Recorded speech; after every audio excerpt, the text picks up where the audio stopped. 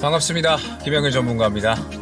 참 오늘 시장에 대해서 워낙에 또 미증시에서 반도체들이 끌고 가는 그러한 그림들이 나와줬었잖아요. 그렇기 때문에 오늘 우리 증시 같은 경우에도 반도체가 좀 으쌰으쌰 해주는 그런 그림이 나오지 않을까 기대를 하는 분들이 많으셨을 것 같습니다.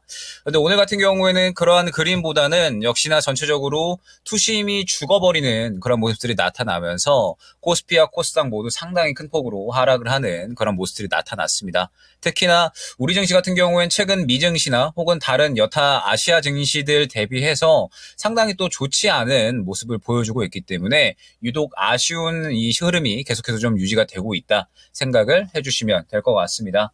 그러면서 이제 이 지금 현재 시장에 대해서 결국에는 좀 확실하게 알고 가야 우리가 하락을 하더라도 앞으로 대응을 하는 구간에 있어서 전략을 잘 꾸려 나갈 수가 있을 것이고, 지금 하락하고 있는 와중에도 또 수익을 챙겨 나갈 수 있는 그런 종목들을 또 골라갈 수가 있는 거잖아요. 그렇기 때문에 더 이 힘든 시장 속에서도 확실하게 전략을 꾸려 나갈 수 있는 그러한 요소들을 우리가 확실하게 좀 잘 파악을 하고 갈 필요성이 있지 않을까 생각을 합니다. 그렇기 때문에 최근 시장에 대해서 많이 조금 힘들었다, 혹은 워낙에 이제 시장이 좀 하락을 하기 때문에 보유주에 대해서 어떻게 대응을 해야 될지 모르겠다 생각을 하시는 분들은 또 오늘 명인들의 복귀 시간을 통해서 한번 이제 김영일 전문가의 뷰는 또 지금 현재 이러한 상황이구나 한번 파악을 하고 가시면 좋을 것 같습니다.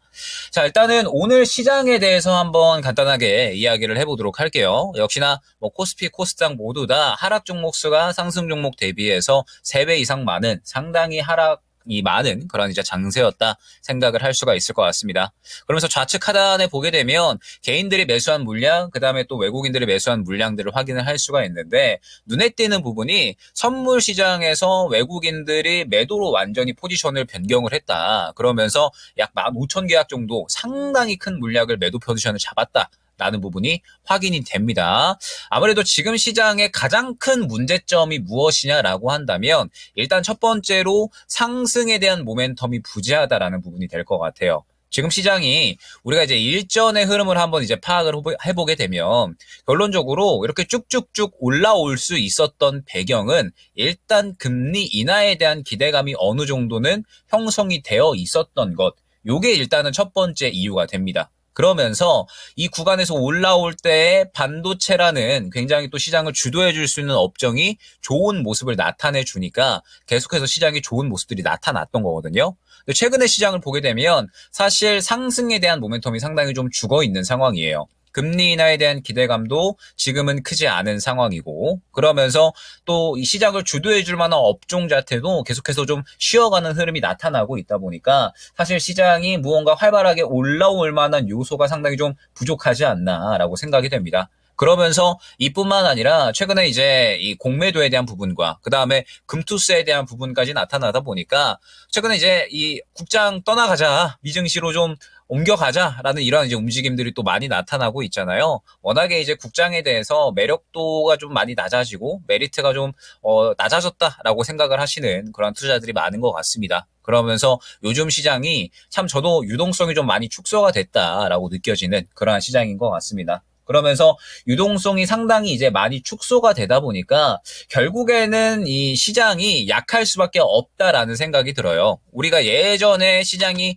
막 이제 올라왔을 때가 결국에는 이제 코스피 3,300까지 갔었던 그러한 구간이었잖아요. 이 구간을 생각을 해보면 코로나 이후에 부양책이 펼쳐지면서 시장의 자금이 굉장히 큰 폭으로 유입이 됐었습니다. 그러면서 결국에는 돈이 활발하게 도니까 뭐 기존에 1,000억 돌던 거 뭐 1조가 돌아버리니까 5개 정도 섹터가 평소에 갔다라고 한다면 뭐 이제 1조 유동성이 폭발을 하게 된다라고 했을 때에는 10개, 20개 섹터가 다 같이 올라가 버리는, 그러니까 너도 좋고 나도 좋고 누이 좋고 매부 좋은 그러한 이 상부장수할 수 있는 그런 장세가 이전에 부양책이 펼쳐질 때 나타났었다 생각을 해주시면 될 것 같습니다. 그러면 최근에는 유동성이 워낙 축소가 되어 있기 때문에 유동성이 축소가 되어 있는 상황에서는 굉장히 또 한정된 섹터 내에서 상승이 나온다라는 부분들 말씀을 많이 드렸었죠. 지금 현재 시장은 워낙에 이제 상승에 대한 모멘텀도 없는 상황이고, 그 다음에 지금 현재 이 주도할 수 있는 업종들 또한 상당히 쉬어가고 있는 흐름이 나타나고 있기 때문에 이러한 흐름들이 계속해서 유지가 되면서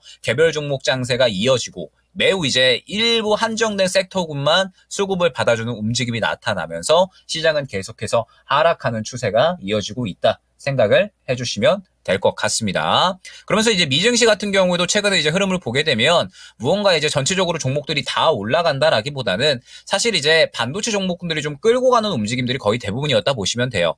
다우지수 같은 경우에는 간밤에 좀 하락을 하는 그런 모습이 나타났었고 나스닥 같은 경우에 신고가를 좀 써내려가고 있는 상황이잖아요. 그런데 역시나 이러한 배경에는 엔비디아를 필두로 해서 반도체 종목들이 일제히 다 끌고 가는 그림이 있었다라는 점 생각을 해주시면 될 것 같습니다. 결론적으로 미증시 같은 경우에도 반도체 외에는 전체적으로 소강 상태라고 생각을 해주시면 될 것 같아요. 자, 그러면 이제 우리가 종목적인 부분을 한번 이제 봐야 될 것 같은데 먼저 이제 코스피 쪽에 대해서 한번 이야기를 해보도록 하겠습니다.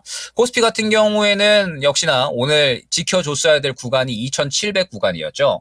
자, 코스피 같은 경우에는 최근에 이제 항상 여러 번 강조를 드리던 부분이 뭐였냐면 최근 시장이 계속해서 연속적으로 상승이 나왔고 적게 상승이 나온 부분이 아닌 이러한 상황에서 2800 부근의 매물 구간이 굉장히 강력하다라는 부분을 한번 또 언급을 드렸었습니다. 2800 구간의 저항 구간이 굉장히 강력하다라는 의미가 무엇이냐면 예전에 우리 시장이 부양책이 펼쳐지면서 가장 강력하게 올랐었던 분기점이 바로 코스피 2800 구간이라고 보시면 되는 거예요. 그렇기 때문에 최근에 시장이 2800 구간을 뚫어주고 상승이 나오기 위해서는 무언가 추가적으로 상승을 이끌 수 있는 모멘텀이 필요했었는데 말씀드렸듯이 지금 이 시장은 상승이 나오기에는 모멘텀이 상당히 좀 부족하다라는 부분도 말씀을 드렸었죠. 그렇기 때문에 최근에 이제 코스피 같은 경우에는 연속적으로 하락을 하는 그러한 그림들이 나타나고 있다 생각을 해주시면 될 것 같고 역시나 이제 오늘 이러한 움직임의 가장 큰 원인은 삼성전자의 하락이 아닐까 생각이 됩니다. 최근에 이제 삼성전자가 이틀 전에 수급을 좀 동반을 하면서 저가 매수세가 발현이 됐었잖아요. 그런데 오늘 같은 경우에는 삼성전자가 또 이제 이 노조 파업에 대한 이야기가 나오게 되면서 전체적으로 또 시장의 하락을 이끌었다 생각을 해주시면 될 것 같습니다. 다만 이제 뭐 삼성전자 같은 경우에는 너무 크게 걱정을 할 필요는 없지 않을까 생각이 됩니다. 왜 그러냐라고 하면 이틀 전에 이제 이 저가 매수세가 발현이 된 부분만 봐도 우리가 이 부분을 충분히 파악을 할 수 있다 생각을 해주시면 될 것 같아요.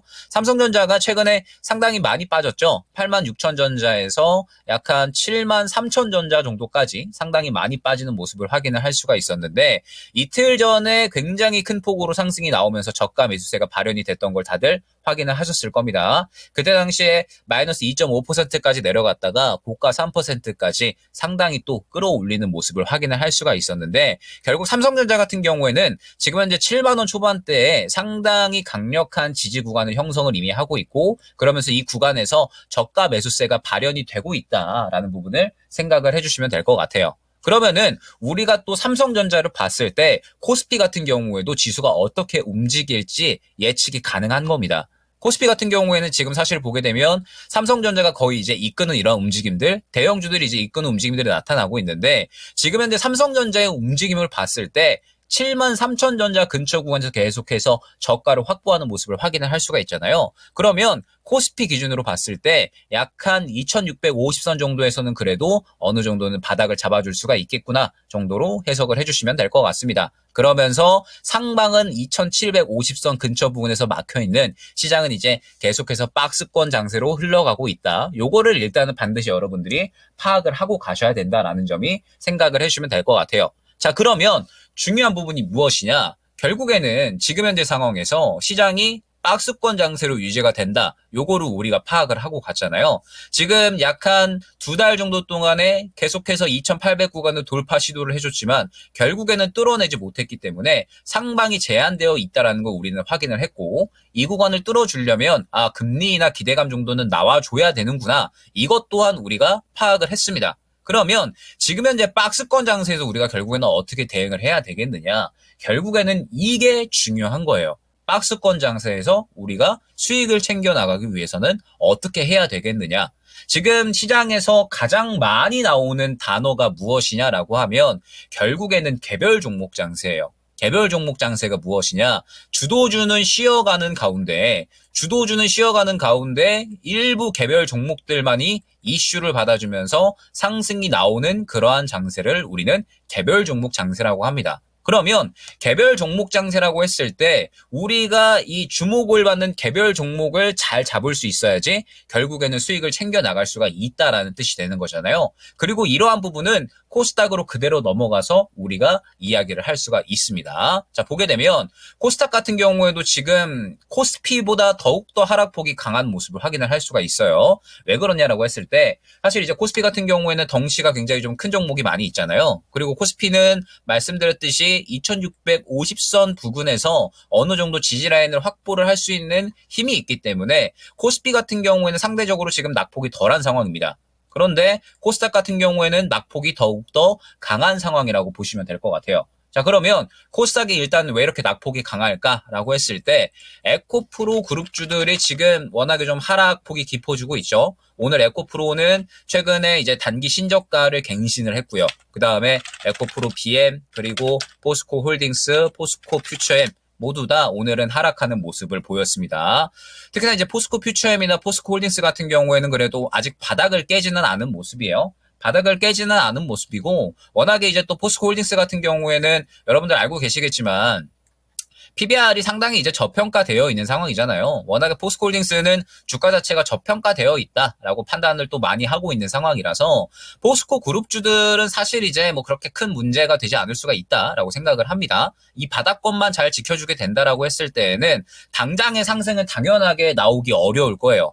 2차전지는 제가 항상 많이 강조를 드리지만 일전에 제가 강조를 드렸었던 2차전지가 좋다라고 했었던 부분이 있었죠. 수급이 들어가는 구간이 눈에 띄게 확인이 될 때 이 구간이 결론적으로는 시장에서 주목을 받아주는 거고 좋은 구간인 것이 최근에는 시장에서 딱히 수급적인 부분에 대해서 주목을 못 받고 있기 때문에 시장 소외주 종목으로 우리가 봐야 된다라는 부분을 상당히 많이 설명을 드렸습니다. 그러면서 오전에 뭐 PNT와 이제 또 비교를 하면서 PNT는 최근에 수급이 굉장히 잘 살아있는데 다른 양극재 종목들은 이러한 그림이 나오지 않고 있으니 아직까지는 보수적으로 봐야 된다. 이런 부분을 설명을 드렸었죠. 그렇기 때문에 포스코 그룹주 갖고 계시는 분들은 일단 지금은 저가 지켜주는지 보면서 이 구간에서 반등 나올 때 수급이 동반되는지만 보시면 그러면은 저는 크게 문제가 없다라고 생각을 하고 있습니다. 문제는 이제 에코프로 그룹주들이죠. 에코프로 그룹주들 같은 경우에는 지금 지켜줬어야 될 저가를 지켜주질 못했습니다. 그러면은 오늘 저가를 또 깼기 때문에 일단은 추가적인 하락이 나타날 수가 있다라는 부분을 생각을 해주셔야 될 것 같아요. 지금 보게 되면 정말 이제 좀 중요한 구간이었거든요. 일전에 연속적으로 자금이 들어가는 구간이 지금 약 한 9만 원 초반대 구간이었는데 이 구간을 깨면서 신저가를 또 달성을 했기 때문에 만약에 내일 또 오늘 저가를 깨면서 하락을 한다라고 하면 다음 지지 구간이 생길 때까지는 추가적으로 하락을 할 수 있다라는 부분을 생각을 해주셔야 될 것 같습니다.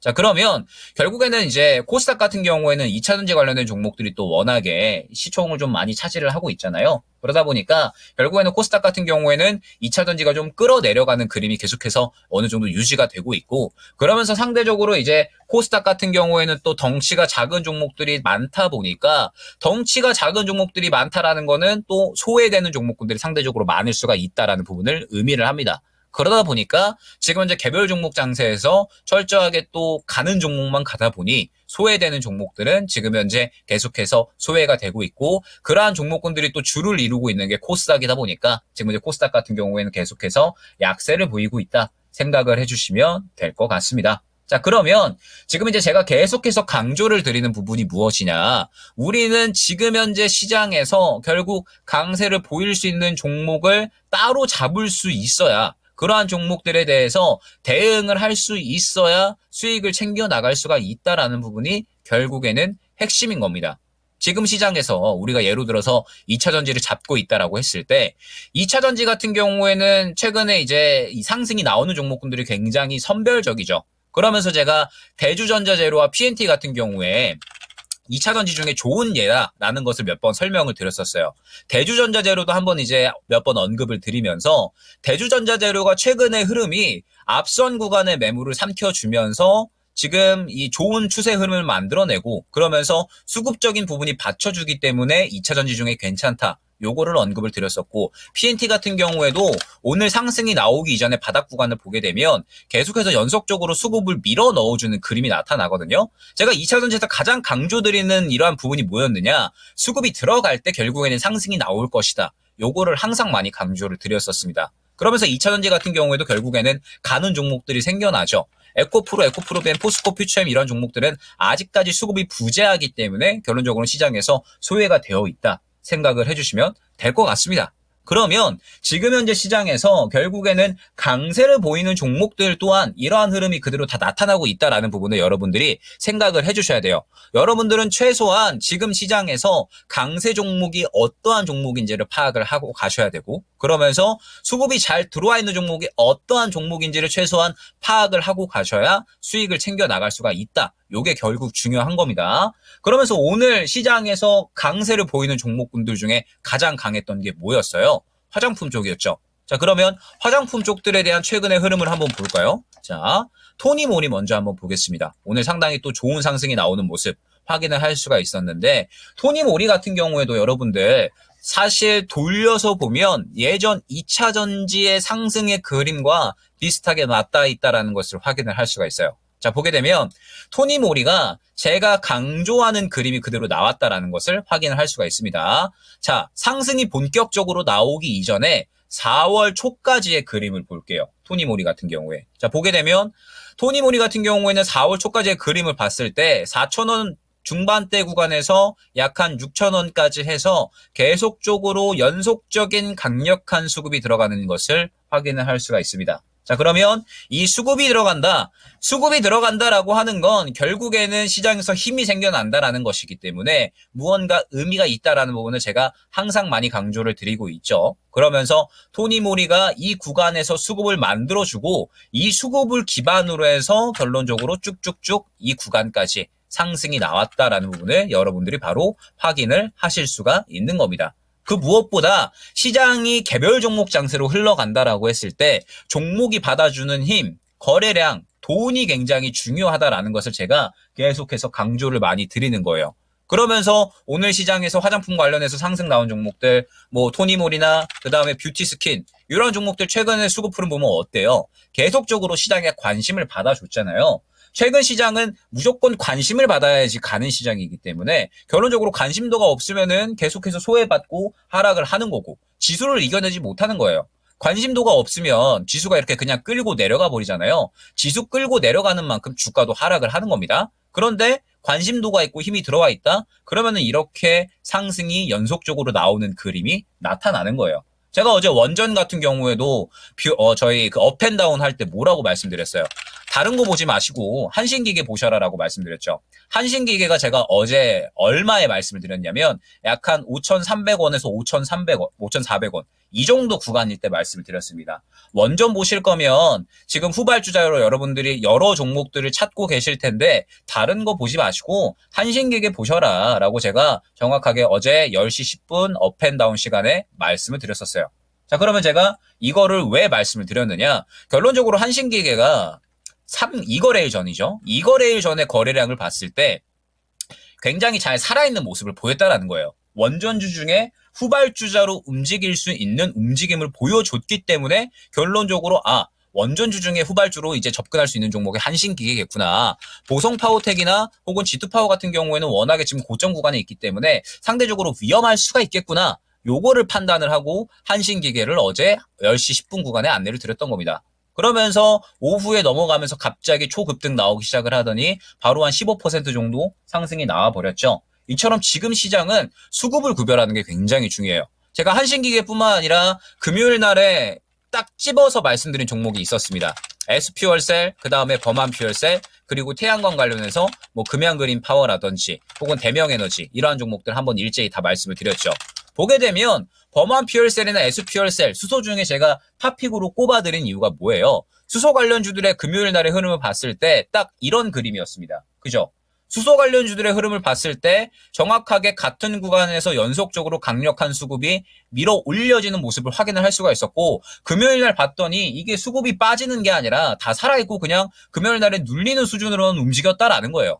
그러면은 수소 관련된 종목들 중에 S퓨얼셀과 벌만퓨얼셀이 이렇게 잘 삼켜줬는데, 이거 금요일 날의 흐름 보니까 이거 빠진 게 아니라 그냥 단순히 눌린 건데? 이러면은 이거 수소주 다음 주 초에 주도주 되겠는데 라고 생각을 해서 제가 버만퓨얼셀과 S퓨얼셀을 탑픽으로 말씀을 드렸던 겁니다. 그러면서 S퓨얼셀 바로 월요일 날에 20% 넘는 급등 나왔죠. 버만퓨얼셀도 마찬가지로 14% 정도 급등이 나왔습니다. 태양광 같은 경우에도 뭐 크게 상승이 나오지 않기는 했지만 뭐 금양그린파워나 대명에너지 같은 이런 종목들 모두 다 갭으로 상승이 나오는 모습을 확인을 할 수가 있었죠.